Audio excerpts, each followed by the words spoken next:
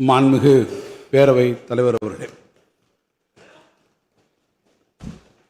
2026-2027 ஆண்டிற்கான இடைக்கால நிதிநிலை அறிக்கை மீதான விவாதத்திற்கு இம்மாமன்றத்தில் பதிலளிக்கவும் 3 முறை இம்மன்றத்தில் நிதிநிலை அறிக்கையினை தாக்கல் செய்யவும் அரியதொரு வாய்ப்பினை எனக்கு வழங்கியுள்ள மாண்புமிகு முதலமைச்சர் தாய்வொக்கும் அன்பின் தவமொக்கும் நலம் பயப்பின்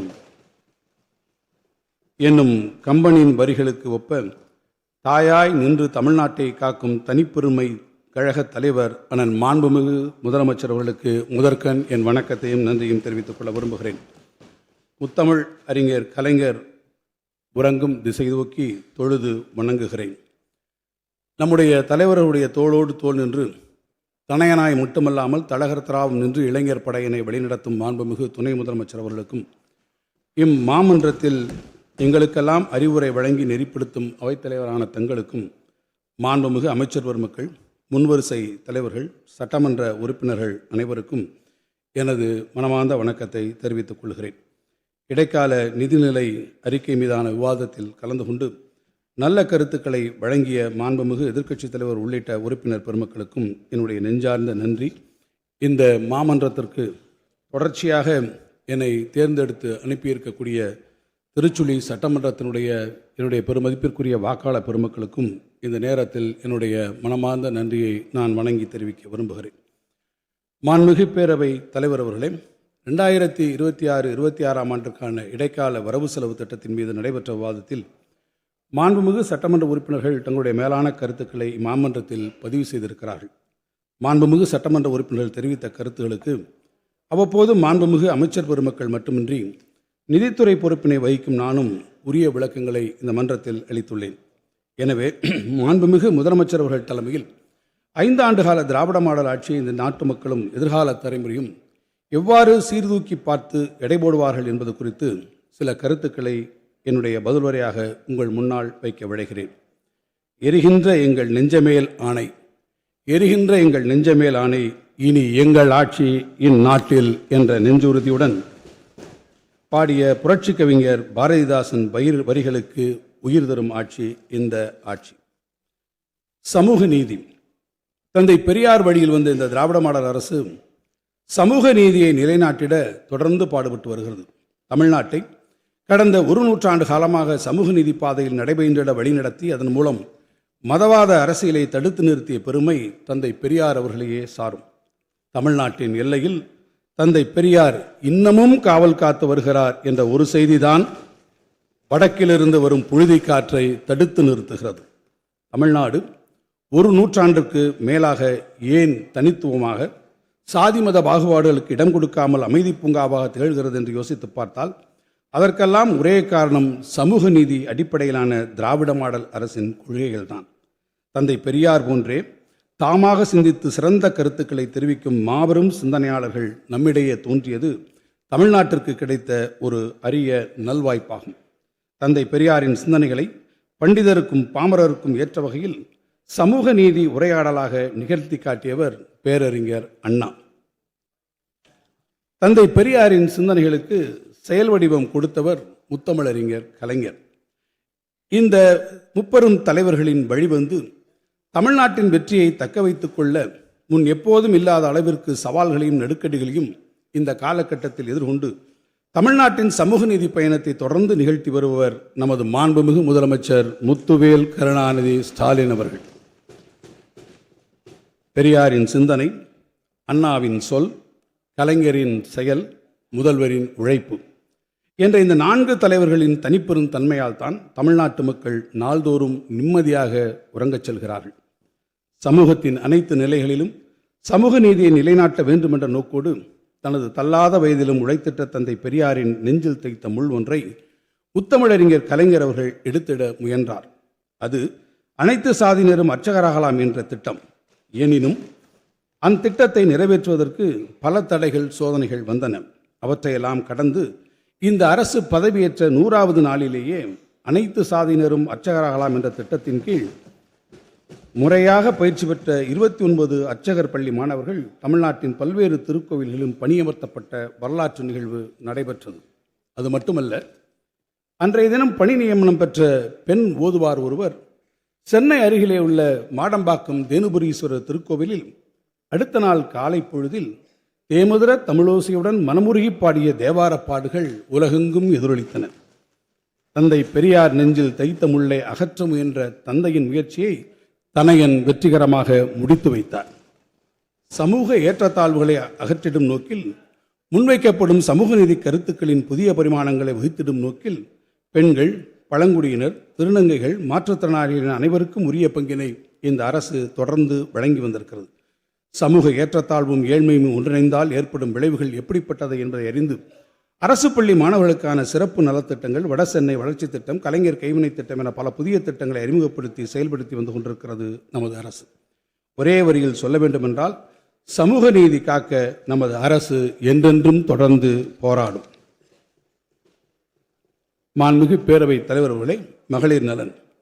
மாண்புமிகு முதலமைச்சர்கள் பதவியேற்ற அன்றே முதல் கையெழுத்திட்ட கோப்புகளில் ஒன்று மகளிருக்கான கட்டணமில்லா பேருந்து வசதியை கொடுக்கும் மகளிர் விடியல் பயண திட்டம். பெண்கள் தங்களுடைய பிறந்த வீட்டிற்கு செல்வதற்கு கூட கணவன்மார்களின் அனுமதியை எதிர்நோக்கி இந்த காலம் மாறி பெண்களுக்கான பொருளாதார சுதந்திரத்தை அளிக்கும் வகையில் அவர்களின் சிறகுகள் விரிந்து சுதந்திர பறவைகளாக பயணம் செய்திடும் வாய்ப்பை வழங்கியவர் நமது மாண்புமிகு முதலமைச்சர் அவர்கள். அதனால்தான் இன்றும் கிராம பகுதிகளில் விடியல் பயணம் மேற்கொள்ளும் பெண்கள் பெருமையோடு குறிப்பிட்டு சொல்கிறார்கள், நாங்கள் பயணம் செல்வது ஸ்டாலின் பஸ்ஸில் என்று. நாட்டிற்கே வழிகாட்டியாக 1,31,00,000 பெண்களுக்கு அவர்களின் உழைப்பை அங்கீகரிக்கும் வகையில் மாதா மாதம் 1000 ரூபாய் வழங்கும் மகளிர் உரிமை திட்டம் நாட்டிற்கே முன்னோடியாக விளங்குகிறது.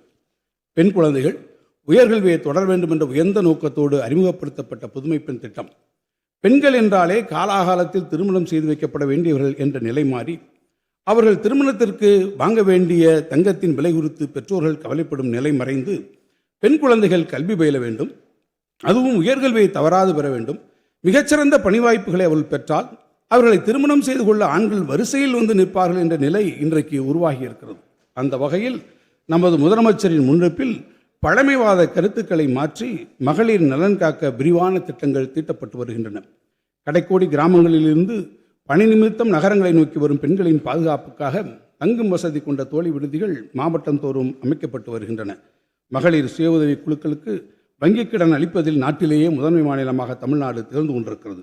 பெண்களுக்கு சொத்துரிமை வழங்கிய முத்தமிழறிஞர் கலைஞர் வழியில் பத்திரப்பதிவில் சலுகை கட்டண திட்டத்தை அன்பில் மாண்புமிகு முதலமைச்சர்கள் வழங்கியிருக்கிறார்கள். பெண்களுக்கு கருப்பை வாய் புற்றுநோய் தடுப்பூசி விடும் திட்டத்தை நாட்டிலேயே முதன்முறையாக நமது அரசுதான் அறிமுகப்படுத்தியிருக்கிறது. எனவேதான் மாண்புமிகு முதலமைச்சர்கள் அடிக்கடி சொல்வது போல தமிழ்நாட்டு மகளிரின் அன்பு சகோதரின் ஆட்சி இந்த ஆட்சி என்பதை நாம் பெருமையோடு சொல்கிறோம்.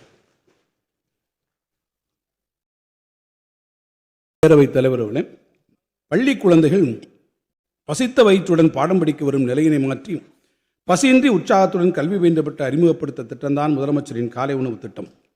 பசிப்பினி மருத்துவன் இல்லம் அனித்தோ செய்தோ கூறுமின் எமக்கே என்ற சங்க இலக்கிய கருத்தினை மனதில் ஏற்று நாட்டிலேயே முதன்முறையாக அறிமுகப்படுத்தப்பட்ட இந்த திட்டம் அனைவரின் பாராட்டுதலையும் பெற்றது. பெற்றோரை இழந்த குழந்தைகளை அரவணைத்து பாதுகாத்திடும் வகையில் அன்புக்கரங்கள் திட்டம், பிறந்த 6 மாதமே ஒரு குழந்தைகளின் ஊட்டச்சத்தை உறுதி செய்ய திட்டம், இது தாயுமானவரின் ஆட்சி என்பதை உறுதி செய்யக்கூடிய திட்டங்களாக இது மலர்ந்திருக்கிறது. கல்வி. அரசு பள்ளி மாணவர்களை சாதனையாளராக உருவாக்கி உலகெங்கும் உள்ள புகழ்பெற்ற கல்வி நிறுவனங்கள் உயர்வின்றி பயின்றிட மாநிலங்கும் எங்கும் மாதிரி பள்ளிகள். புதுமை பெண் திட்டத்தை தொடர்ந்து ஆடவரும் பயன்பெறும் வகையில் தமிழ் புதல்வன் திட்டம், கல்லூரி கல்வியில் திறன் மேம்பாட்டையும் இணைத்து சாதனை புரிந்த நான் முதல்வன் திட்டம் என நாம் அடுக்கிக் கொண்டே போகலாம். மாணவர்களை மனதார நேசித்திடும் நம் மாண்புமிகு முதல்வர் அவர்கள் பள்ளி கல்லூரி மாணவர்களை அடிக்கடி பார்த்து சொல்லிடும் வாசகம் ஒன்றே ஒன்றுதான், எப்படியாவது படித்துவிடு, எதிர்காலம் உன் கையில். எனவேதான் மாணவர் நலன் காக்க மாணவ மணிகளுக்கான திட்டங்களை பலவற்ற உருவாக்கி இந்த ஆட்சி உலகை வெல்லும் இளைய தமிழகத்தை உருவாக்க முயன்றிடும் நல்லாட்சி இந்த ஆட்சி. கடைக்கோடி தமிழர் நலன். தமிழ் சமூகத்தின் விளிம்பு நிலையில் வாழும் அனைத்து தரப்பு மக்களையும் வளர்ச்சி பாதையில் அழைத்துச் செல்வதுதான் நம்முடைய நோக்கமாகும். திருநங்கைகள் சுயசார்புடன் தொழில் செய்திட மானியத்துடன் கூடிய கடன் உதவிகள், வீடுகள், அவர்களுக்கான இலவச கல்லூரி கல்வி, அவர்கள் ஊர்காவல் படையில் பணிபுரியும் வாய்ப்பு, அவர்களுக்கு திருநங்கைகள் என பெயர் சூட்டியது மட்டுமின்றி அவருடைய தன்மான வாழ்க்கைக்கு வழி செய்து காப்பதுதான் நம்முடைய ஆட்சி.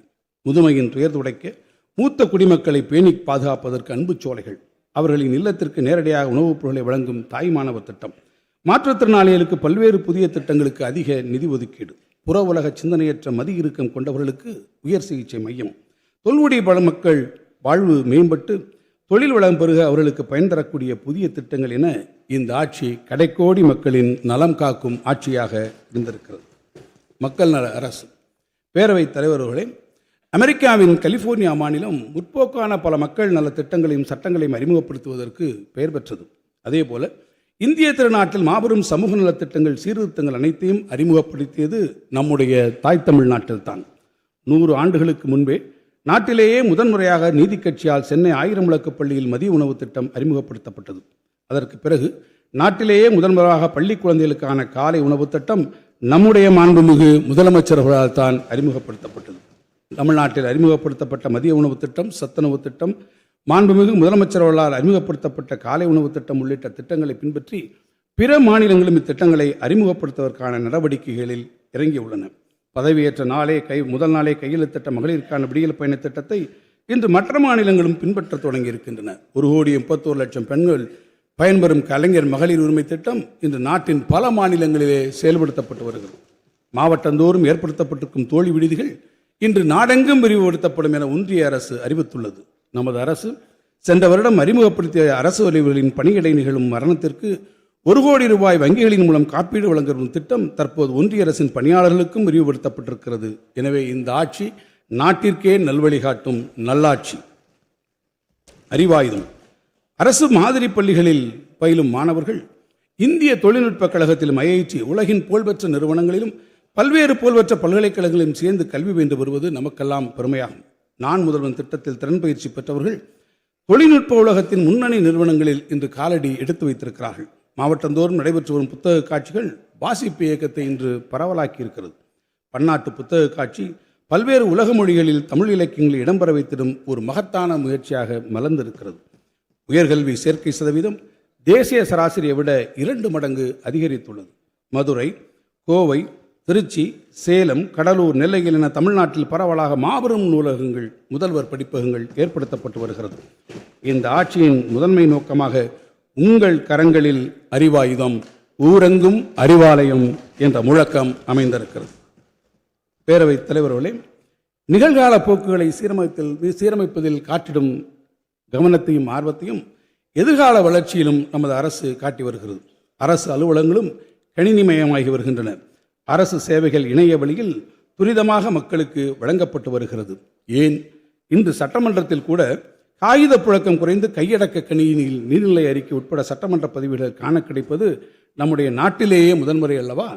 வருங்காலங்களில் மனித வளத்தை பயன்படுத்துவதில் மிகப்பெரிய மாற்றத்தை உண்டாக்கப் போகும் செயற்கை நுண்ணறிவை பயன்படுத்தும் AI மிஷன் அறிமுகப்படுத்தப்பட்டிருக்கிறது. நடைபெற்று வரும் தொழில் புரட்சியில் மிகப்பெரிய பங்கு வகிக்கக்கூடிய செமிகண்டக்டர் மிஷன் 2030 ஏற்படுத்தப்பட்டிருக்கிறது. அரசு பொறியியல் கல்லூரிகள் மற்றும் தொழிற்பயிற்சி நிறுவனங்களின் நவீன தொழில்நுட்பத்தை பயன்படுத்தி இண்டஸ்ட்ரி 4.0 தரம் உயர்த்தப்பட்டிருக்கிறது. நவீன தமிழ்நாட்டின் சிற்பி முத்தமிழறிஞர் கலைஞர் எப்படி துண்டு பிரசுரம் மூலம் முதல் ட்விட்டர் காலம் வரை தன்னை தகவமைத்துக் கொண்டாரோ, அதேபோல் தமிழ்நாட்டில் மனித வளத்தையும் நவீன தொழில்நுட்ப பாதையில் கொண்டு செல்ல இந்த ஆட்சி அடித்தளம் அமைத்திருக்கிறது. கடந்த 2000 ஆண்டு உலகமே 10,000வது ஆண்டு கொண்டாட்டத்தில் கழித்து கொண்டிருந்த போது ஜனவரி 1 தேதி அன்று வான்புகழ் வள்ளுவருக்கு முக்கடல் சங்கமிக்கும் குமரிமுனையில் சிலையெடுத்தவர் நம் முத்தமிழறிஞர் கலைஞர் ஆவார்கள். அது மட்டுமன்றி அதே ஆண்டு சென்னையில் தரமணியில் டைடல் தொழில்நுட்ப பூங்காவையும் அவர் திறந்து வைத்தார். தொன்மையும் தொடர்ச்சியும் தமிழகத்தின் பெருமை என்று சுட்டிக்காட்டிய கலைஞர் வழியில் ததும்பி வழியும் தமிழ் பெருமிதம் ஒருபுறம், உலகையே வெல்லும் தொழில்நுட்பம் மறுபுறம் என்ற உயர்நோக்கோடு வீடு நடை போடுகிறது இந்த அரசு. இந்த அரசினுடைய முக்கியமான நோக்கங்களில் காலநிலை மாற்றமும் ஒன்றாகவே இருந்து வந்திருக்கிறது. தொழில்நுட்பம் மட்டுமல்ல, காலநிலை மாற்றம் குறித்து அதீத கவனத்தை இந்த அரசு செலுத்தி வந்திருக்கு. We are building a sustainable future. Climate action is not just a priority.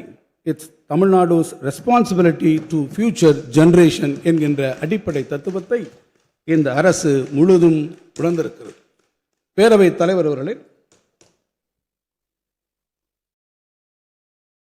எங்களுடைய சாதனைகள் ஒருபுறம் இருந்தால் சவால்கள் நிறைந்ததாகவே இந்த பயணம் அமைந்திருக்கிறது என்பதையும் நான் இந்த பேரவையின் கவனத்திற்கு சுட்டிக்காட்ட விரும்புகிறேன். இந்த அரசு பொறுப்பேற்ற போது உலகமே கோவிட் தொற்றால் முடங்கி போயிருந்தது.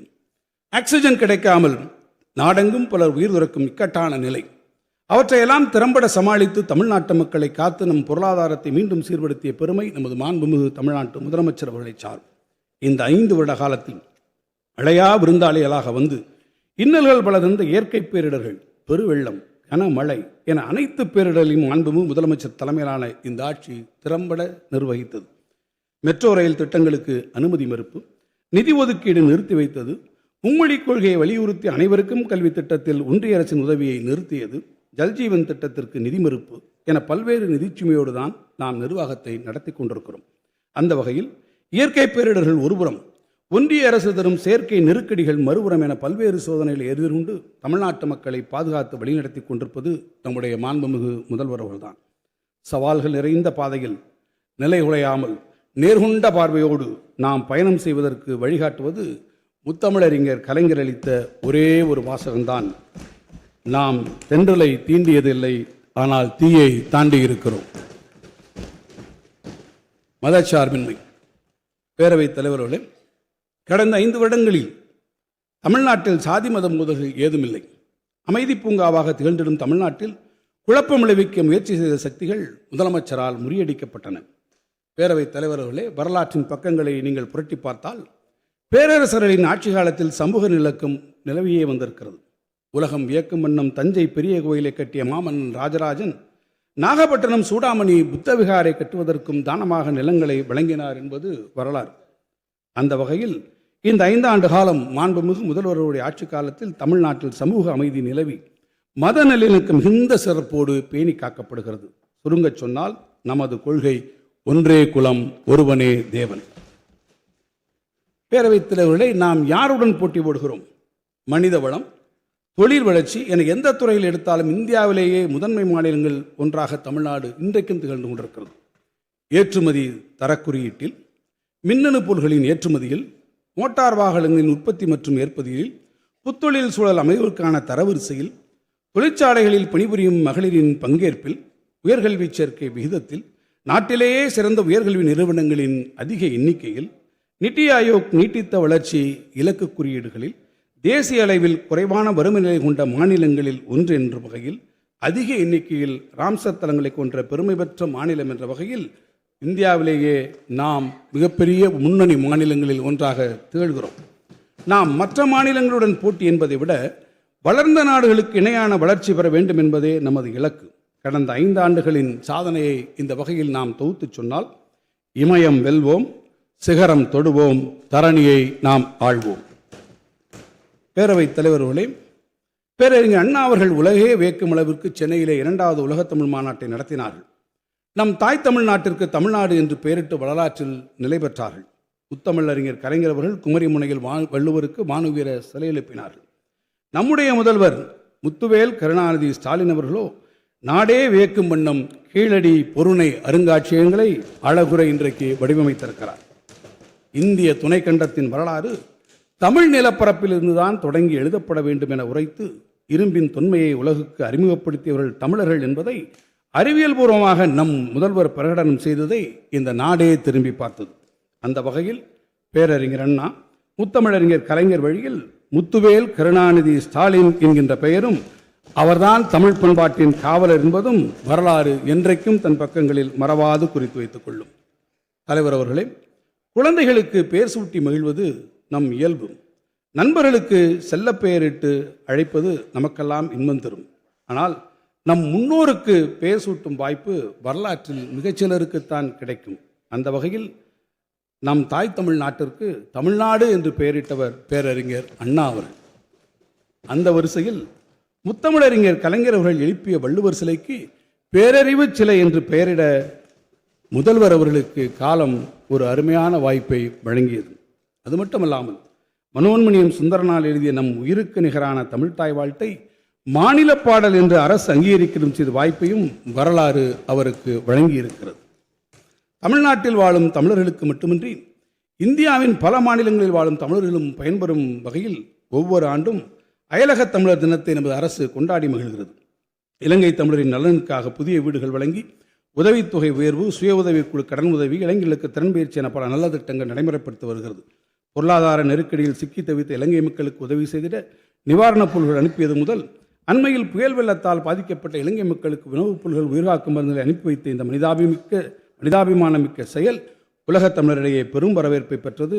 உலகமெங்கும் வாழும் தமிழர்களின் குழந்தைகள் தமிழ் கற்றிட, தமிழர் கலைகளை அறிமுகப்படுத்திட, ஆசிரியர்களை தமிழ்நாட்டிலிருந்து அனுப்பும் அறிவிப்பு செய்திருந்தது வரை இன்னும் எண்ணற்ற பல திட்டங்கள் நம்முடைய மாண்புமிகு முதல்வருடைய சிந்தனையில் உதித்ததுதான். அந்த வகையில் இன்று உலகத் தமிழர்களின் ஒரே நம்பிக்கையாக நம்முடைய மாண்புமிகு முதலமைச்சர் அவர்கள் இன்றைக்கு திகழ்கிறார்.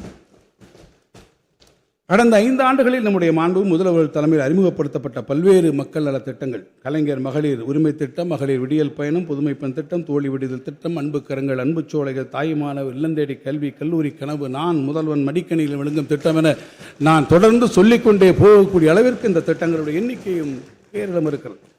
மக்களின் நலத்திட்டங்களை நிறைவேற்றும் அதே வேளையில் பொருளாதார வளர்ச்சியை உறுதி செய்தலும் இந்த அரசு உறுதி பூண்டு வருகிறது. தமிழ்நாடெங்கும் சாலைகள், மேம்பாலங்கள், மாபெரும் மருத்துவமனைகள், கல்லூரிகள், தகவல் தொழில்நுட்ப பூங்காக்கள், மாவட்டந்தோறும் பல்லாயிரக்கணக்கான மக்களுக்கு வேலைவாய்ப்பு வழங்கிடும் தொழில் பூங்காக்கள், புதிய விமான நிலையங்கள் அமைக்கக்கூடிய இத்தகைய முழு பணிகளுக்கும் உள்கட்டமைப்பு திட்டங்களுக்கும் தமிழ்நாடு அரசு மிகுந்த முன்னுரிமை அளித்து வருகிறது. சுருங்கச் சொன்னால், it's a fine blend of massive welfare schemes and major infrastructure projects. சமூகத்துடனான உரையாடலை தொடர்ந்து செய்வது ஒரு அரசின் இன்றியமையாத கடமையாக இந்த அரசு கருதி வந்திருக்கு. மாபெரும் சிந்தனையாளர்கள் இங்கே உலகை வழிநடத்தக்கூடியவர்கள். அந்த முற்போக்கு சிந்தனைகளுக்கு செயல் வடிவம் கொடுத்து திட்டங்களை தீட்டி அரசை நிர்வகிப்பவர்கள் தலைவர்கள். அதே வேளையில் நல்ல திட்டங்களை ஒப்பிட்டு பார்த்து ஆக்கப்பூர்வமான கருத்துக்களை முன்வைப்பது களச் செயல்பாட்டாளர்களின் கடமை. இந்த 5 ஆண்டு கால திராவிட மாடல் ஆட்சி காலத்தில் சிந்தனையாளர்கள், தலைவர்கள், அதே போல நம்முடைய களச் செயல்பாட்டாளர்கள் என அனைவரும் ஒன்றிணைந்து செயல்படும் வாய்ப்பு தொடர்ந்து கொண்டே உள்ளது என்பது குறிப்பிடத்தக்கது. நாம் அனைவரும் ஒன்றிணைவோம், ஊர்கூடி தேர் எழுப்போம். பேரவை தலைவர் அவர்களே, பெயரில் என்ன இருக்கிறது? What is in the name? ஒரு இனத்தின் வரலாறும் பண்பாடும் மரபும் பெயரில் தான் அடங்கி இருக்கிறது. எனவே பெயரில் என்ன இருக்கிறது என சொல்லிவிட முடியாது. பெயர் என்பது ஒரு சமூகத்தின் ஆணிவேர். ஆகவே தமிழ்நாடு அரசு ஆட்சி பொறுப்பேற்ற நாள் முதல் பெயர்களை சூட்டுவதும் பெயர்களை மாற்றுவதிலும் மிக கவனத்தோடு செயல்பட்டு வருகிறது. பெயர் மாற்றம் என்பது வெறுமனே சொல்லின் மாற்றமாக அல்லாமல் ஒரு சிந்தனை மாற்றமாக உருவாக்கக்கூடிய வகையில், நற்செயலுக்கு தூண்டுகோலாக இருக்கக்கூடிய வகையில் அமைய வேண்டும் என்பதிலே இந்த அரசு உறுதியாக இருக்கிறது. திட்டத்துக்கு பெயர் சூட்டுவதில் முத்தமிழறிஞர் கலைஞர் காட்டிய தனிக்கவனத்தையும் அக்கறையும் கருத்தில் கொண்டு இந்த அரசு அவற்றுக்கான பெயர்களை இட்டு வருகிறது. இந்த அரசு ஆட்சி பொறுப்பேற்றது முதல் பணியாக வேளாண்மை துறை என்பது வேளாண்மை உழவர் நலத்துறையாக மாற்றம் பெற்றது. சமூக நலத்துறை சமூக நலன் மற்றும் மகளிர் உரிமைத்துறையாக மாற்றம் பெற்றது. சமூக பாதுகாப்புத்துறை சமூக பாதுகாப்பு இயக்ககம், குழந்தைகள் நலன் மற்றும் சிறப்பு சேவைகள் துறையாக மலர்ந்தது. தமிழ்நாடு குடிசை மாற்று வாரியம் தமிழ்நிலத்தில் குடிசைகளே இல்லாமல் எல்லோரும் நிரந்தரமான இல்லங்களில் குடியிருத்தல் வேண்டும் என்ற அரசின் எண்ணத்தை உணர்த்தும் வகையில் தமிழ்நாடு நகர்ப்புற வாழ்விட மேம்பாட்டு வாரியமாக மலர்ந்தது. சுற்றுச்சூழல் துறை சுற்றுச்சூழல் காலநிலை மாற்றும் வனத்துறையாக மாறியது. திட்டங்களின் பெயர்களோ புதுமை பெண், தமிழ் புதல்வன், நான் முதல்வன், அன்புச்சோலை, அன்பு கரங்கள், தாய் மாணவர் தொல்குடி என்று தாய்த்தமிழின் இனிமையும் திட்டத்தினுடைய உயர்நோக்கமும் இணைத்திடும் முயற்சியாகவே அது அமைந்தது. சமபந்தி போஜனம் சமத்துவ விருந்தாக மாறி தமிழர் விருந்தோம்பலையும் எடுத்துச் சொல்லும் வகையிலே அமைந்திருக்கிறது. உடல் நலிவு காரணமாக மனிதநேயமிக்க மருத்துவம் நாடி வருபவர்களை மருத்துவ பயனாளிகள் என சொல்வதன் மூலம் அவர்கள் உள்ளத்தில் மலர்ச்சியை உருவாக்க முடியும். அதில் நம்மால் சொல்லாலும் சுகமளிக்க முடியும் என்பதை நாம் காட்டியிருக்கிறோம். தமிழ்நாடு அரசின் பல்வேறு துறைகளின் கீழ் செயல்பட்டும் ஏழை மாணவர்களுக்கான பள்ளி மற்றும் கல்லூரி விடுதிகள் சமூக நீதி விடுதிகள் என்ற பொது பெயரில் இனி அழைக்கப்படும் என தமிழ்நாடு அரசு அறிவித்திருக்கிறது. தமிழ்நாடு சட்டப்பேரவையில் இந்த மண்ணின் ஆதிக்குடிகளை இழிவுபடுத்தும் அடையாளமாக காலனி என்ற சொல் பதிவாகி இருக்கிறது. ஆதிக்கத்தின் அடையாளமாகவும் தீண்டாமைக்கான குறியீடாகவும் வசைச்சொல்லாகவும் அது மாறியிருந்ததால் இனி இந்த சொல் அரசு ஆவணங்களில் இருந்தும் பொது புழக்கத்திலிருந்தும் நீக்குவதற்கு நடவடிக்கை எடுக்கப்படும் என்று மாண்புமிகு முதலமைச்சர் அவர்கள் குறிப்பிட்டார். ஒரு சொல் கூட பிறரை காயப்படுத்தும் வகையில் அமைந்துவிடக்கூடாது என்று செயல்படும் மாண்புமிகு முதல்வர்கள் தலைமையிலான இந்த அரசை, அந்த அரசின் மாண்பை காலனி என்ற இந்த சொல்லின் பெயர் நீக்கும் என்றென்றைக்கும் உணர்த்தும். அதே போல இலங்கை தமிழர் நம்முடைய புலம்பெயர்ந்து நம்மை நாடி வந்தவர்களை ஒரு காலத்திலே அகதிகள் என்று அழைத்தோம். அவர் குடியிருக்கக்கூடிய அந்த பகுதிகள் அகதிகள் முகாம் என்று தான் அழைக்கப்பட்டது.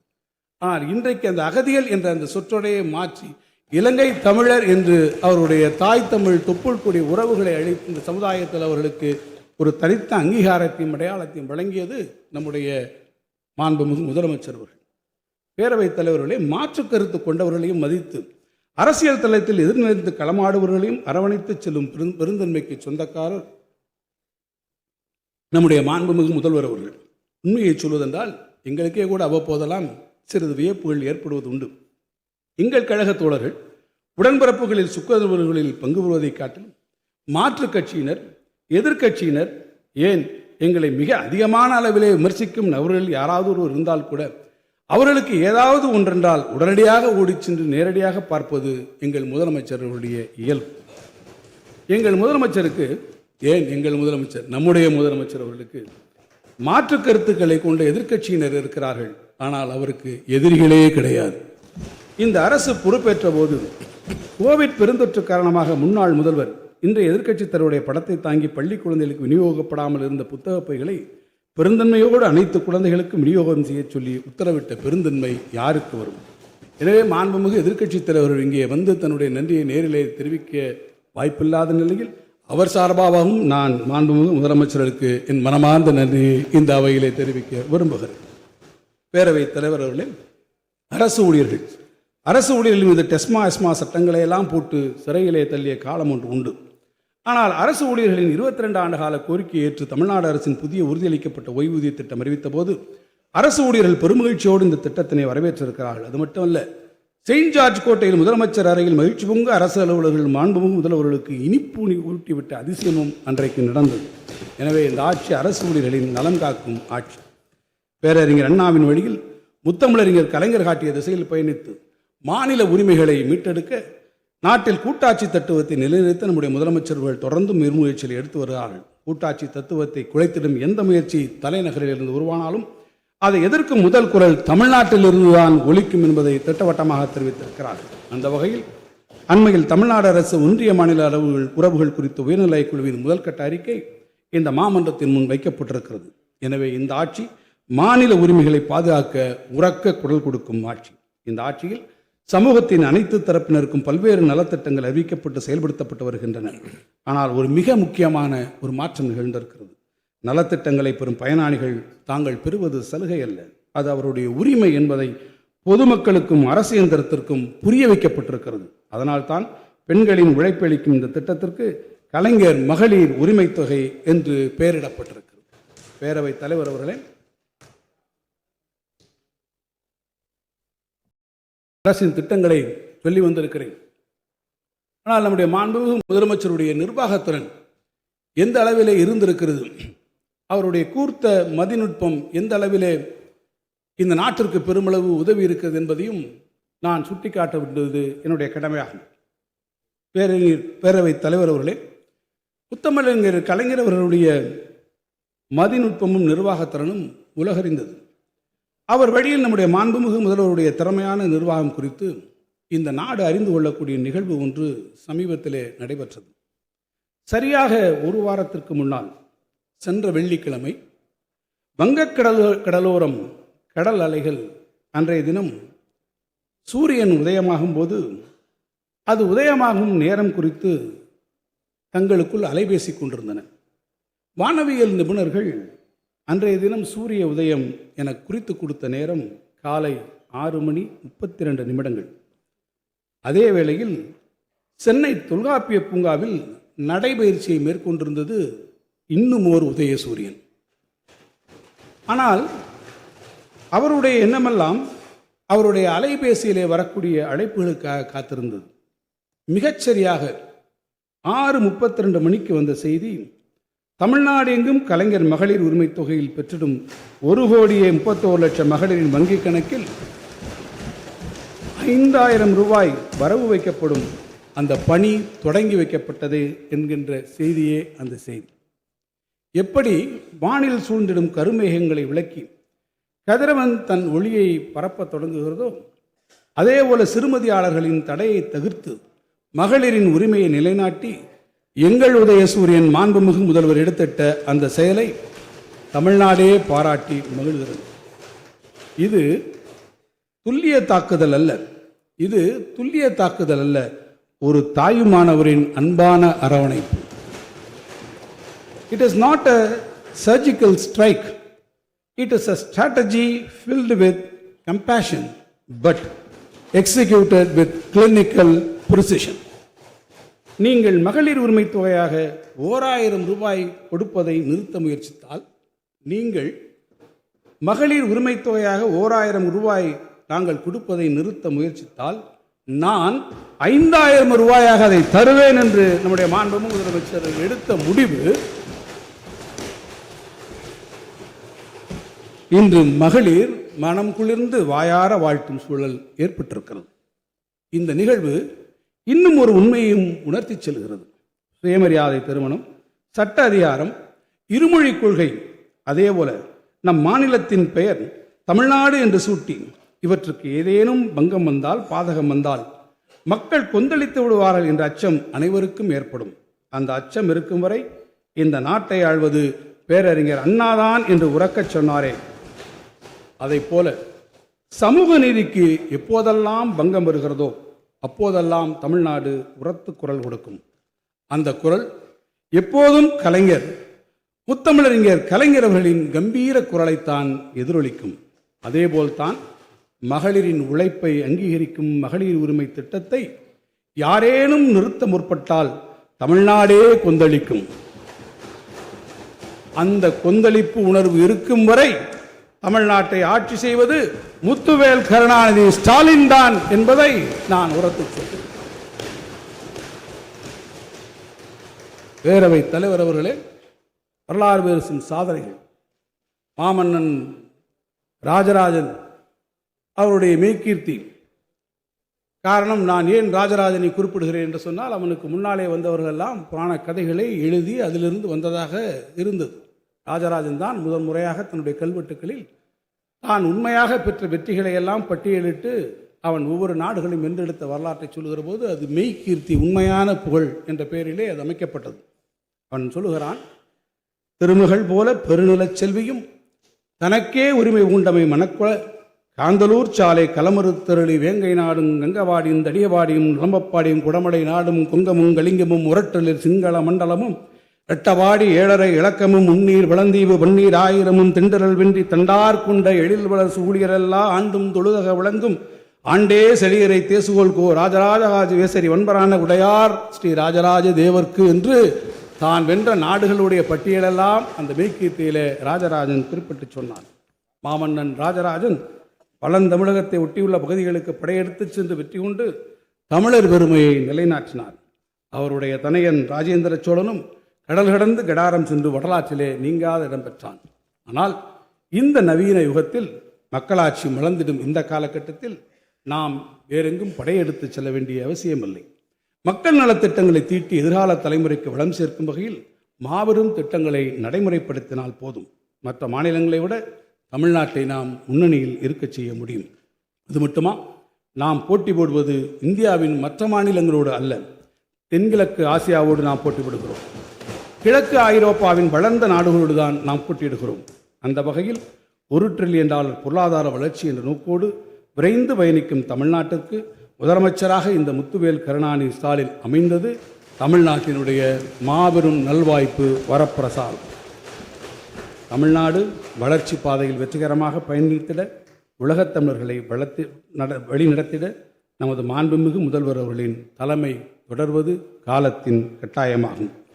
பேரவைத் தலைவர் அவர்களே, வரலாற்றின் பக்கங்களை நீங்கள் புரட்டி பார்த்தால் ஒவ்வொரு சமூகமும் அவ்வப்போது தனக்கு தேவையான நாயகர்களை அவ்வப்போது தேர்ந்தெடுத்துக் கொள்ளும் என்ற வாசகங்கள் காண கிடைக்கின்றன.